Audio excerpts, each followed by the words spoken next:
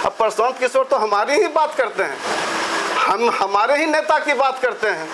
हमारे नेता कहते हैं बेरोजगारी दूर करेंगे, वही बात वो भी बोलते हैं बेरोजगारी दूर करेंगे। लेकिन जब पीरपैंती क्षेत्र में आदेश आया ऊपर से, कहीं ना कहीं से हमको लिंक मिला कि रविदास जाति की आबादी ज़्यादा है, यहाँ रविदास जाति को ही इस बार जो मौका मिलेगा, तो हमने शिक्षा के क्षेत्र से त्याग पत्र देकर हम आगे मैदान। जिस आप टिकट के उम्मीद से आए हैं कि आपको आरजेडी की तरफ से आपको टिकट मिलेगा, अगर आपको टिकट अगर नहीं मिलता, लोगों को सुविधा तब होगी जब 2 ट्रेनें चलेगी।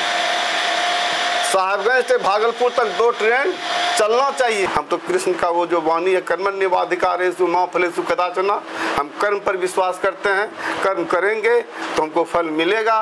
पीरपैंती विधानसभा बिहार का सभा है जो बिहार और झारखंड की सीमा पर पड़ता है, और पीरपैंती विधानसभा से वर्तमान में अभी एनडीए के विधायक हैं, और तमाम जो यहाँ पीरपैंती में अभी तक का अगर इतिहास अगर देखा जाए तो यहाँ ज़्यादातर महागठबंधन के विधायक रहे हैं। तो अपने शिक्षा क्षेत्र को छोड़ करके जनता की सेवा में उतरे हैं अशोक राम जी, उनसे हम कुछ बातचीत करते हैं। चूँकि महागठबंधन की तरफ से संभावित प्रत्याशी बताए जा रहे हैं, क्या योजना लेकर के आया है क्षेत्र में, और आखिर क्यों शिक्षा क्षेत्र को छोड़ करके जनता की सेवा करने का इन्होंने निश्चय लिया। सबसे पहले बहुत बहुत स्वागत है आपको भी। शिक्षा के क्षेत्र को छोड़ करके आप जनता की सेवा में उतरे हैं, क्या रीजन रहा है? चूँकि आप सरकारी शिक्षक थे, और अगर आप रिटायर होते तो अच्छा खासा रिटायरमेंट मिलता और अपनी ज़िंदगी को आप अच्छे से जी सकते थे, तो क्या दिक्कत हो गई जो कि आपको त्यागपत्र देना पड़ा और जनता की सेवा में आना पड़ा? देखिए, पहले तो आपके माध्यम से, आपके चैनल के माध्यम से हम सभी को प्रणाम करते हैं। शिक्षा मेरा सेकेंडरी ग्रुप था जी, और प्राइमरी तो मेरा यही है, राजनीति। हाँ जी, राजनीति है, और सेकेंडरी मेरा जो एजुकेशन है। हम तो राजनीति आज से नहीं करते हैं, 1990 से करते हैं। बीच में हो गई सरकारी सेवा में, आगे नियोजित टीचर हो गए, लेकिन मन नहीं लगता था। हकीकत बता रहे हैं, मन नहीं लगता था। और हम स्वभाव के, हम आरजेडी के साथ, जनता दल के साथ शुरू से जुड़े हुए हैं। समाजवादी नेताओं के साथ हमारा जुड़ाव आज से नहीं, बचपन से है। हम उसी विचारधारा से बिलोंग करते हैं। मजबूरी थी, शिक्षा में क्षेत्र में आ गए, लेकिन जब पीरपैंती क्षेत्र में आदेश आया ऊपर से, कहीं ना कहीं से हमको लिंक मिला कि रविदास जाति की आबादी ज़्यादा है, यहाँ रविदास जाति को ही इस बार जो मौका मिलेगा, तो हमने शिक्षा के क्षेत्र से त्याग पत्र देकर हम आ गए मैदान में। जो सर, शिक्षा के क्षेत्र से आप निकल करके आप आए हैं, राजनीति में सक्रिय हुए हैं जी। तो सबसे बड़ी बात पीरपैंती विधानसभा में जो अभी तक आप देख रहे हैं, शिक्षा के प्रति अभी भी जो है कि दियारा क्षेत्र में लोग कभी भी कम जागरूक हैं, उसको लेकर के क्या आप आगे सोच रखते हैं? देखिए, शिक्षा के क्षेत्र में तो सरकार की गलत नीति है, सबसे पहले सरकार की गलत नीति है, और शिक्षा में कुछ अभिभावकों की भी रुचि होनी चाहिए। कुछ अभिभावकों की भी रुचि कम है, जिसके चलते शिक्षा कमज़ोर है। अभिभावक ठीक हो जाएंगे, शिक्षक भी ठीक हो जाएंगे, सरकार की पॉलिसी भी ठीक हो जाएगी, तो फिर शिक्षा व्यवस्था सुधर जाएगा। हम तो जनता के बीच हैं जी, हम जनता जनार्दन जो करे, लेकिन हम कर्म कर रहे हैं, हम कर्म पर विश्वास करते हैं। हमारे नेता आदरणीय तेजस्वी प्रसाद ने भी कहा है, आप लोग फील्ड पर बने रहिए, मैदान में डटे रहिए, क्षेत्र में डटे रहिए, कर्म कीजिए, फल देने वाले ऊपर वाले हैं, आरजेडी के नेता हैं, वो फल देंगे। हम तो कृष्ण का वो जो वाणी है, कर्मण्येवाधिकारेषु मा फलेषु कदाचन, हम कर्म पर विश्वास करते हैं, कर्म करेंगे तो हमको फल मिलेगा, और नहीं मिलेगा तो जनता मालिक है, पार्टी मालिक है, जो करेगा हम उसके। पूर्व में भी यहाँ से आरजेडी का एक विधायक रह चुके हैं, और अभी जो है कि चाहे आप व्यक्तिगत तौर पर उसको गलत बता रहे हैं लोग, या फिर पार्टी बेसिस पर गलत बता रहे हैं, ये नहीं पता। कहीं ना कहीं इस चीज़ को लेकर के जो है कि लोगों के मन में है कि आरजेडी के भी विधायक को हमने देख लिया, वर्तमान विधायक एनडीए के भी विधायक को हमने देख लिया, तो इसको लेकर के लोगों के मन में जो गलतफहमी है उसको आप किस प्रकार से निकालेंगे? देखिए, हम कोई विधायक हो, हम उनके व्यक्तिगत लाइफ पर कोई कमेंट नहीं करना चाहेंगे, लेकिन विधायक कोई भी हो, अगर अच्छा काम करते तो निश्चित जनता के बीच बने रहते। हमारे थे अंबिका बाबू थे, शोभा बाबू थे, क्षेत्र में काम करते थे, कंटिन्यू जीतते थे। तो इन लोगों को, चाहे कोई भी विधायक हो, तीनों विधायक को जनता ने खारिज कर दिया है, और मामूली वोटों से खारिज नहीं किया है, 27,000 समथिंग वोटों से खारिज किया है। और पुनः आए हैं तो ठीक है, उनका तो खैर फीडबैक देख ही रहे आप, जनता के बीच जाइए, पता लगाइए क्या उनको क्या सम्मान मिल रहा है, जनता के बीच बताएंगे वो। लेकिन हम निस्वार्थ भाव से 1990 के साथ पार्टी में बने हुए हैं और हम 2 क्लास पढ़े लिखे भी हैं, ये बात सच है।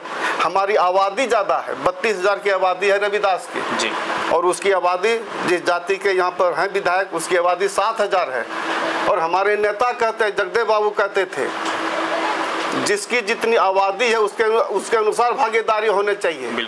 100 में 90 शोषित है, शोषितों ने ललकारा है, धन धरती और राजपाट पर 90 भाग हमारा है। कहाँ है 90 भाग हमारा? उस 90 भाग पर हम अपना अधिकार जमाना चाहते हैं। दलितों का कहाँ है अधिकार? उस अधिकार के साथ हम क्षेत्र में लड़ना चाहते हैं। वर्तमान विधायक तो कहते हैं कि क्षेत्र में अब कोई ऐसा काम बचा ही नहीं है, तो आपके हिसाब से क्या लगता है? क्षेत्र में तो दुर्गति हो गया है क्षेत्र का। अगर हमको रोड के मामले में कहे, यहाँ तो विद्यालय बन रहा था खवासपुर में, माननीय विधायक अनशन पर बैठ गए। अगर रोड के मामले में देखना चाहते हैं तो चले जाए बादशाही मोड़, रोड कितना खराब है। सीधी बात है, एनटीपीसी आपके क्षेत्र में है और एनटीपीसी के चारों तरफ बदतर स्थिति है, रोड का बदतर स्थिति है। पदाधिकारी उसी होकर जाते हैं, लेकिन रोड कहाँ? तो शर्म होनी चाहिए हम लोगों को। कैसे विधायक और एमपी जो है बात करते हैं। कॉलेजों के बारे में अगर बात करें, शिक्षा व्यवस्था के बारे में, तो क्या लगता है आपको कि अभी बोलते हैं? हम तो हमारे विधायक पहले भी शोभा बाबू ने डिग्री कॉलेज के बारे में बोलते थे, विक्रमशिला विश्वविद्यालय के बारे में बोलते थे, एनटीपीसी के ऊपर लगाम लगाए रखते थे, काम करता था विकास का। आज विधायक कोई भी हो, लेकिन देखिए एनटीपीसी के चारों तरफ रोड खराब है।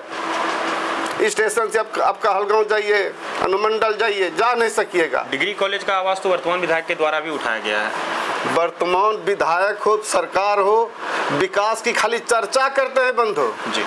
विकास के नाम पर जीरो है, जिस रूप में लीजिए जीरो है।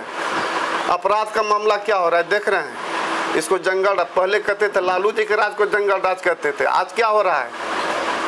आज बलात्कार हो रहा है, आज किसान रो रहा है, बेरोजगार आत्महत्या कर रहा है, बेरोजगारी बहुत हो गया है, फिर भी इन लोगों को बेरोजगारी दिखाई नहीं पड़ता है। सरकार के पास बेरोजगारी दिखाई नहीं पड़ता है।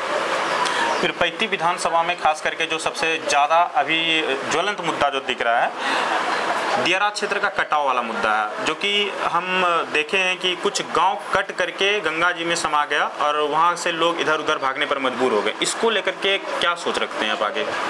वर्तमान सरकार इस कटाव को तो दुधारू गाय समझ लिया है। हम लोगों ने मामला उठाया था, वहाँ के मुखिया जी सब मिल करके हम लोग अनुमंडल में धरना दिए थे जी।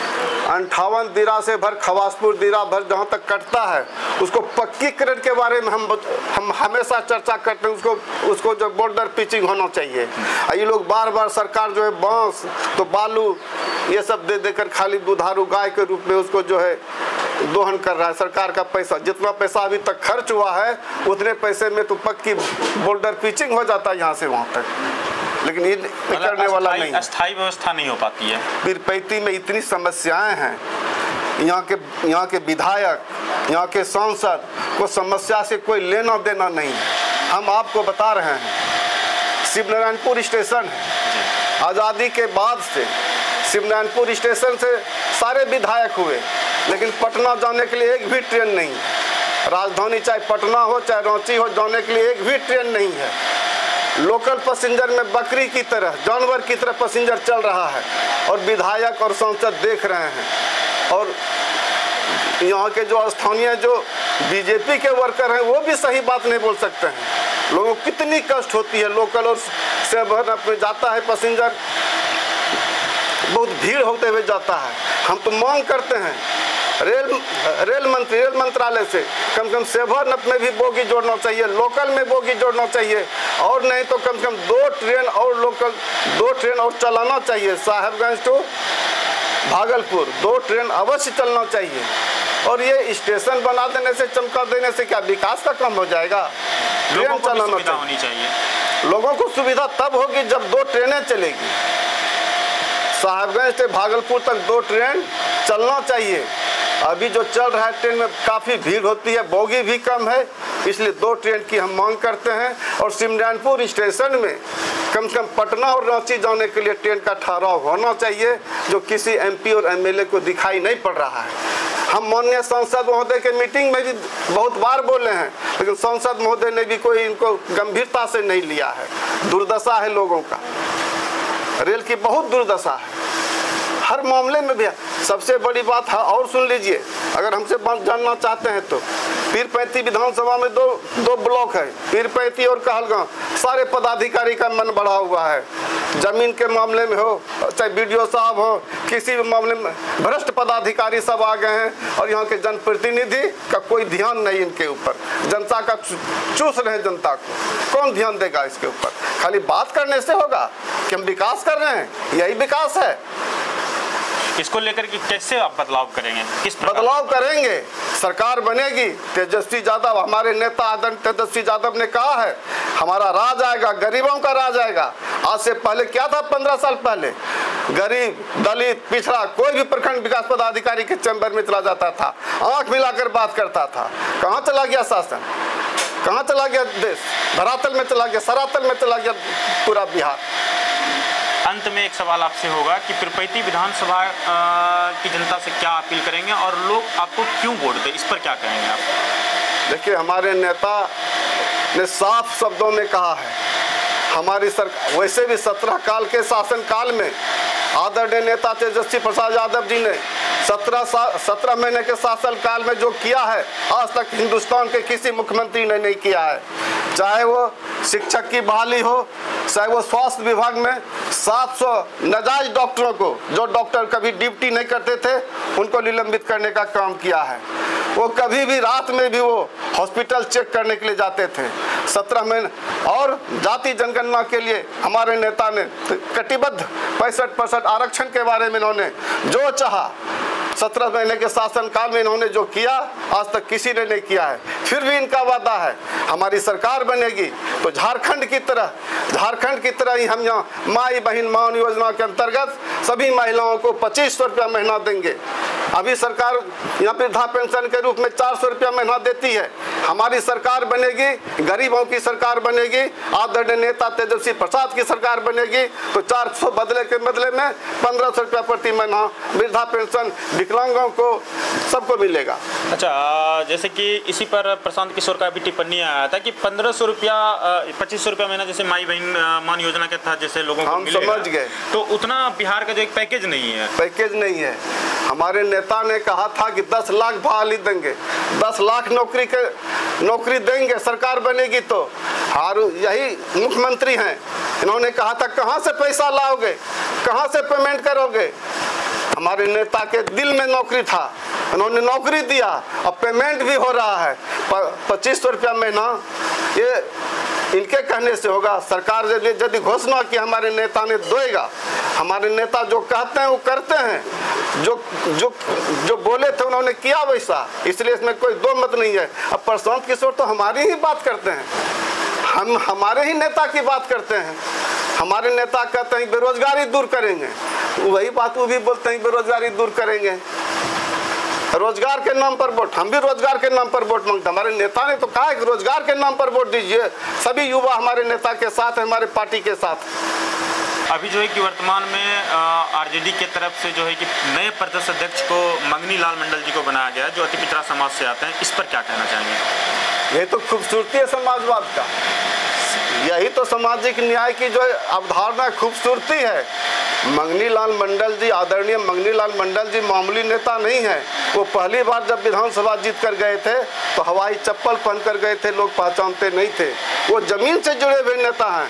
हम आदरणीय लालू प्रसाद यादव जी को और राष्ट्रीय जनता दल के सभी पदाधिकारियों को हृदय से धन्यवाद देते हैं और प्रणाम करते हैं कि ऐसे समाजवादी नेताओं को और इस कैटेगरी के नेताओं को आज बिहार के बागडोर दिए हैं। हम आदरणीय मंगनी लाल मंडल जी को बहुत बहुत बधाई देते हैं और अपने नेता आदरणीय श्री लालू प्रसाद यादव जी को भी बधाई देते हैं कि आपने समाजवादी आंदोलन के इस नींव को आपने पूरे बिहार पर जो है अभी शासन करने का जो है और व्यवस्था सुधारने के लिए आपने मौका दिया है। हम सबको दोनों को धन्यवाद देते हैं और खासकर मंगनी लाल मंडल जी को भी बहुत बहुत बधाई देते हैं।